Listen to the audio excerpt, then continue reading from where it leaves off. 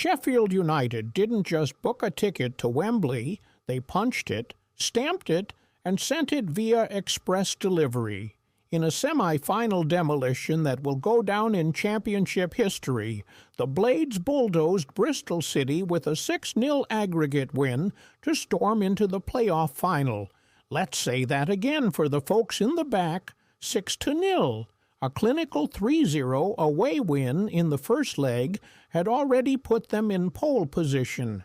But under the bright lights at Bramall Lane, in front of a home crowd hungry for redemption, Chris Wilder's men sealed the deal with the cold-blooded efficiency of a team on a mission.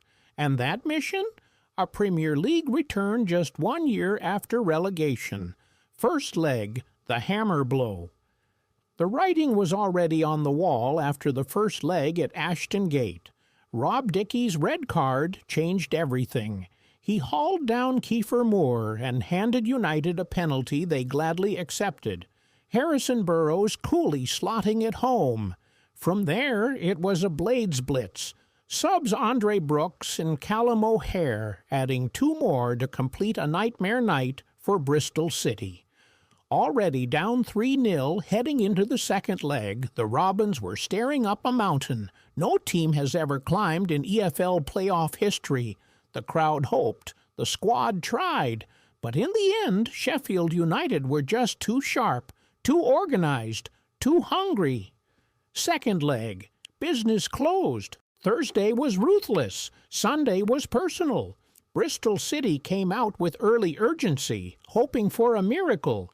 Scott Twine even found himself with a rare opening, but he couldn't capitalize, and that was about as close as they'd get. Just before halftime, the Blades struck again. A well-delivered corner from Burrows found Kieffer Moore, who shook off his defender like a bad habit and sent a powerful header past Max O'Leary. That made it 4-0 on aggregate, and any faint, flickering hope for the Robins was snuffed out right there. But Sheffield United weren't done. No, they were just getting warmed up. In the second half, it was Gus Hamer's turn to take the spotlight. The midfielder, standing unmarked on the edge of the box, let one fly after another well-executed corner routine. It deflected wickedly off a City defender and nestled into the far corner. Hamer didn't care. It counted just the same. 5-0.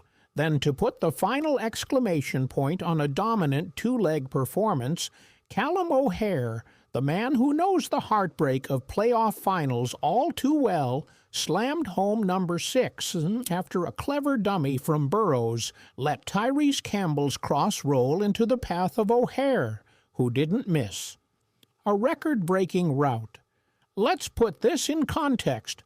The 6-0 aggregate score is the largest winning margin in a championship playoff semi-final ever. And get this, in 9 of the past 10 seasons, the third-place team has reached the final. Sheffield United are keeping that streak alive, and if form is anything to go by, they could be favorites at Wembley. This is a team that topped the table just weeks ago, but a late-season collapse, 4 defeats in 5 games, cost them automatic promotion. For some clubs, that kind of heartbreak is a death sentence. For the Blades, it lit a fire from the ashes of relegation. Let's rewind the clock. Less than a year ago, United were relegated from the Premier League in grim fashion. Fans were furious. The dressing room was deflated. But Chris Wilder returned, brought belief back to Bramall Lane, and rebuilt the spine of a squad that looked broken. This campaign wasn't perfect, but it was gutsy, driven, and electric when it mattered most. And now they're 1 game away from bouncing right back up. After the final whistle, the celebration was heartfelt. Players and staff gathered with a grease flag to honor former Blades fullback George Baldock, who tragically passed away at just 31 years old last October. It was emotional. It was raw. It was a reminder that this team is playing for more than just promotion.